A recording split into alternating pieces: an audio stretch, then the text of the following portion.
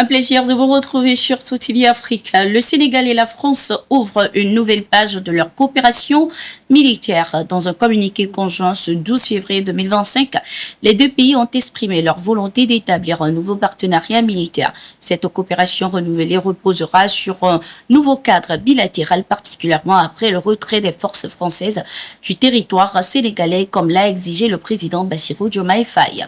Le communiqué précise également que les deux nations ont décidé de mettre en place une commission conjointe pour organiser les modalités du départ des éléments français du Sénégal et la restitution des emprises militaires d'ici la fin de l'année 2025.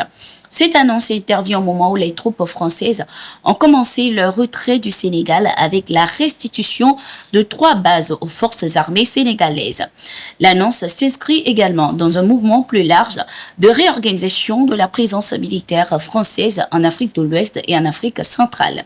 Ces dernières années, plusieurs pays de la région ont demandé le départ des troupes françaises dans un contexte marqué par une vague souverainiste en Afrique francophone et une volonté de diversification des partenariats internationaux. Toujours dans le cadre de la coopération militaire, les États-Unis ont exhorté les pays africains à prendre en main leur propre sécurité. Ces déclarations ont été faites par le secrétaire d'État américain à la Défense, Peter Hegseth, lors de sa visite au commandement des États-Unis pour l'Afrique, AFRICOM, en Allemagne. J'ai rencontré le général Langley et son équipe de direction et je me suis concentré sur un engagement plus intelligent et plus efficace. Les États-Unis resteront fermes face aux menaces, mais les partenaires africains doivent prendre en main leur propre sécurité, a-t-il affirmé. Il a par ailleurs souligné l'importance cruciale d'adapter la stratégie et la présence américaine aux réalités géostratégiques africaines actuelles. Rappelons que le commandement des États-Unis pour l'Afrique, AFRICOM, créé en 2007 et opérationnel depuis 2008, coordonne toutes les activités militaires et sécuritaires des États-Unis sur le continent et est présent dans 53 pays.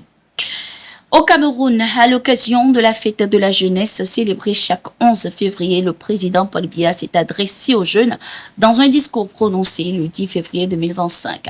Il a notamment multiplié les promesses en matière d'emploi et de formation, réaffirmant sa volonté de continuer à relever les défis auxquels les Camerounais sont confrontés. Suivons. Je comprends votre souhait légitime de voir vos rêves se réaliser et vos conditions de vie s'améliorer. Il est tout à fait naturel que vous attendiez du gouvernement des solutions appropriées aux préoccupations qui vous concernent et qui sont essentielles à votre épanouissement. Cette année encore se tiendront dans notre pays d'importantes échéances électorales. Ce sera l'occasion pour ceux d'entre vous qui remplissent les conditions légales d'exercer librement leurs devoirs citoyens. Il vous appartiendra, le moment venu, de faire votre choix en toute responsabilité, dans le calme et la sérénité. Je vous demande donc de ne pas prêter l'oreille aux sirènes du chaos que font retentir certains irresponsables. Ne les laissez pas se servir de vous pour assouvir leur dessein pernicieux, à savoir créer le désordre dans notre cher et beau pays.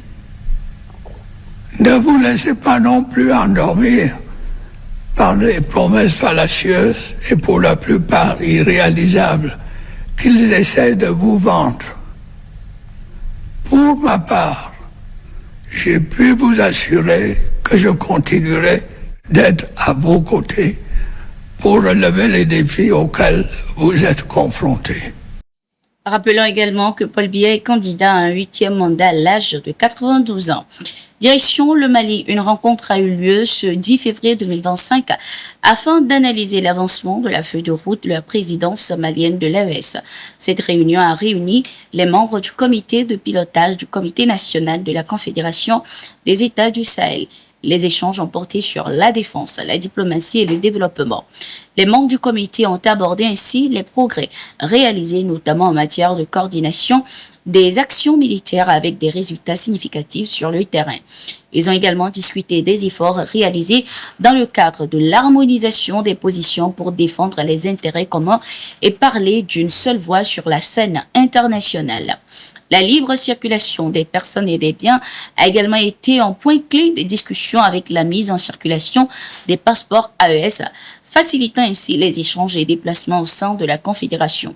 Sur le plan économique, les membres du comité ont souligné l'urgence de réaliser des projets structurants et intégrateurs tels que la création d'une banque confédérale pour l'investissement et le développement, d'une centrale d'achat pour les produits de première nécessité d'une compagnie aérienne AES, ainsi que des projets de chemin de fer et d'autoroutes. Nous restons toujours au Mali. Concernant les opérations de sécurisation du territoire, les forces armées ont récupéré un drone terroriste ce 11 février 2025. Selon l'état-major général des armées, le drone a franchi la zone aéroportuaire de Tessalit et tenté d'espionner un hélicoptère de l'armée malienne en transit sur l'héliport. Le drone a été intercepté et récupéré. L'état-major général des armées a également précisé que le drone récupéré fera l'objet d'analyse afin de mieux comprendre son fonctionnement et l'utiliser si nécessaire. C'était tout pour cette édition. Merci d'être resté avec nous. Nous sommes en continu sur nos différentes plateformes. À tout de suite.